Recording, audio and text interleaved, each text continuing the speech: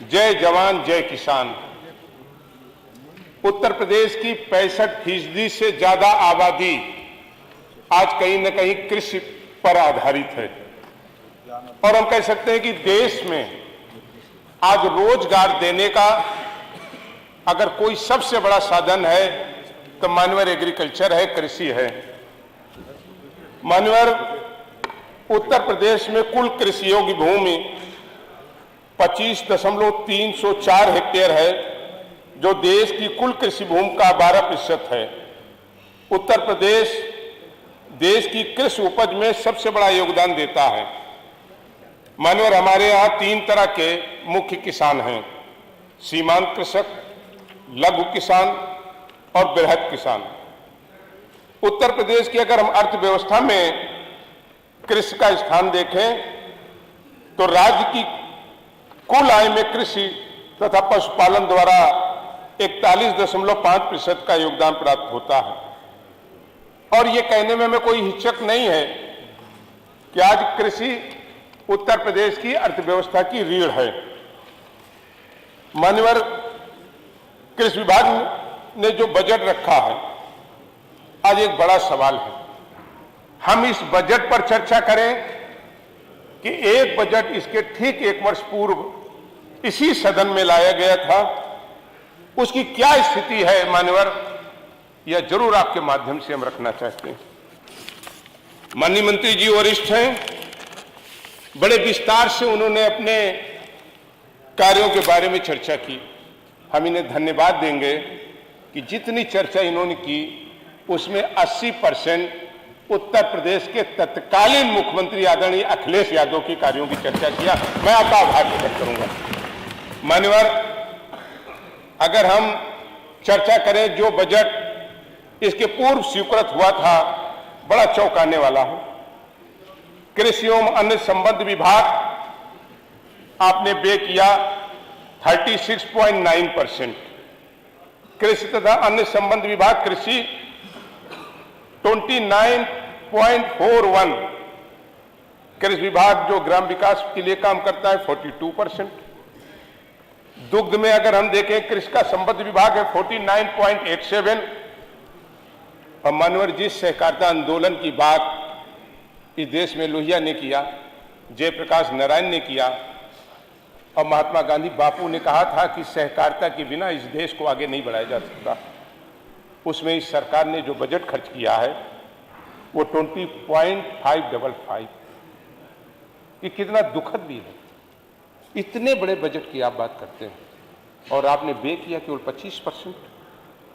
और अगर हम और चर्चा करें, ऐसे तमाम अन्य विभाग हैं जिनमें आपने बजट भारी भरकम दिखाया कि साहब हम इतने लाख करोड़ का बजट लाए हैं, आप व्यय कर पा रहे हैं उसमें 25%, 27%, 28%, 29%। और तब आज हम कहेंगे मान्यवर, माननीय मंत्री जी से कहना चाहेंगे, आज किसान बड़े संकट में है। आज 3 बड़े संकट हैं।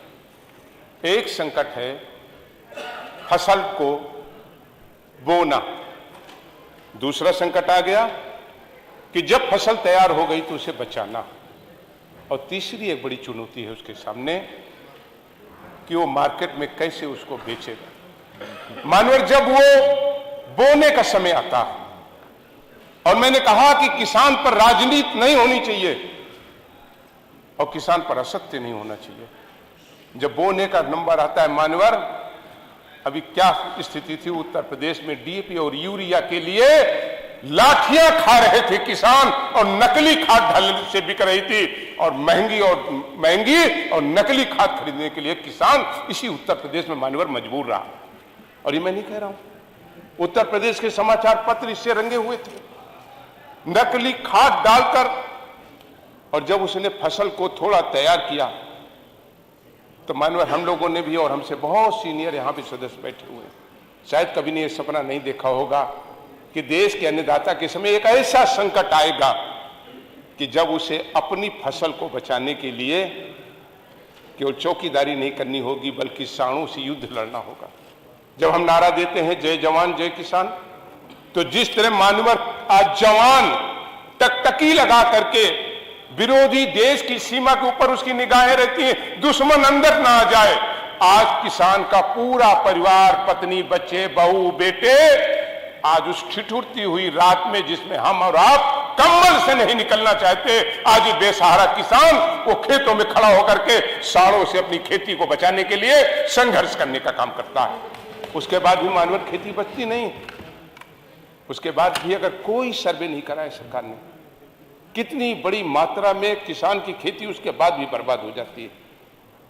और जब कुछ थोड़ी बहुत खेती उसकी बची मान्यवर, तो जब वो बाजार में लेकर के जाता है, माननीय मंत्री जी ने कहा कि हमने समाजवादी पार्टी की सरकार से इतने ज्यादा गुना हमने सरकारी केंद्रों पे हमने गेहूं और धान खरीदा। मान्यवर माननीय मंत्री जी अगर एक दिन चले जाएं बिना बताए और किसी क्रय केंद्र पे चले जाएं, तो मान्यवर स्थिति यह है कि पिछले 6 सालों से चाहे धान का क्रय केंद्र हो, चाहे गेहूं का क्रय केंद्र हो, वहां किसान नहीं रहे, दलाल और बिचौलियों का कब्जा रहा और कोई सामान्य किसान अपनी खेती का उपज बेच नहीं पाए। ये परिस्थितियां रही।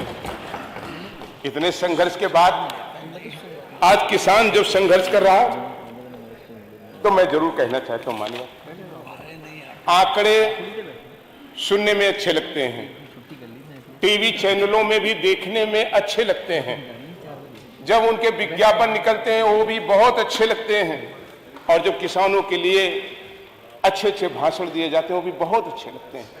लेकिन देखने और सुनने के बाद उस वास्तविकता में जब हम जाएंगे तो आज सर क्या स्थिति है। इसी स्वतंत्र भारत में 1978 में डीजल बिकता था 2 रुपए 80 पैसे प्रति लीटर, और गेहूं बिकता था 2 रुपए 40 पैसे प्रति किलो। आज जब हम 2023 में इस सदन में इस बजट पर चर्चा कर रहे हैं, तो मानो 97 रुपए का डीजल है, लेकिन देश के अन्नदाता का गेहूं आज भी मार्केट में 23 रुपए और 24 रुपए मारा फिर रहा, कोई लेने को नहीं तैयार है। मैं वास्तविकता की बात कर रहा हूं। आज सरकार बात करती है किसानों की आमदनी दोगुनी कर देंगे। मान्यवर मैं एक फसल की बात कर लेता हूं और एक फसल पे आपका ध्यान आकृष्ट करना चाहता हूं। माननीय मंत्री जी से भी कहना चाहता हूं, मंत्री जी इसे नोट कर लेंगे तो बहुत अच्छा रहेगा।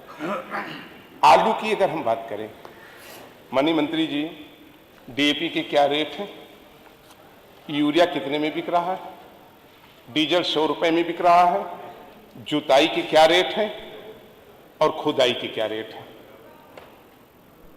अगर हम किसान के परिवार की चौकीदारी फ्री में कर दें साढ़ों से, उसको नहीं जोड़ रहे हैं, तो मान्यवर 4 रुपए में आज उत्तर प्रदेश का किसान आलू का कृषक वो मजबूर है मंडियों में अपने आलू को 3 रुपए और 4 रुपए में बेचने के लिए।